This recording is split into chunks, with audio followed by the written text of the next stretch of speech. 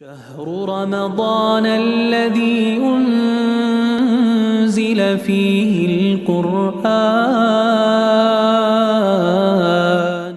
شیخ ذرا ہمیں یہ بتائیے گا کہ اب جب کہ رمضان بالکل رخصت ہوا چاہتا ہے ہم سے، تو اس موقع پہ وہ ہمارے لیے کیا پیغام چھوڑے جا رہا ہے، اور آپ اس موقع پہ کیا کہنا چاہیں گے، کیا نصیحت کرنا چاہیں گے ہمیں؟ رمضان کے جانے کے بارے میں میں عرض کروں کہ میں نے جو وقت اپنے شیوخ اور بزرگوں کے ساتھ گزارے ہیں، اس میں میں نے ان کو شاید سب سے زیادہ اداس رمضان کے جانے پہ دیکھا، سب سے خوش رمضان کے آنے پہ دیکھا اور جانے پہ بہت اداس دیکھا. یہ ایک ایسی بارش لے کے آتا ہے رحمتوں کی کہ جس کو احساس ہے اس کو پتہ ہے کہ وہ کیا ہوتا ہے.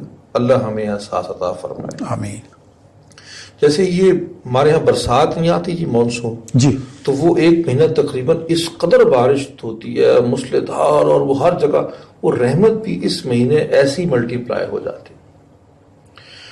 اس کے جانے پہ یاد رکھنے والی بات یہ ہے کہ رمضان کریم اس لیے آیا تھا کہ ہمارے پچھلے سارے گناہوں کو معاف کروا دے.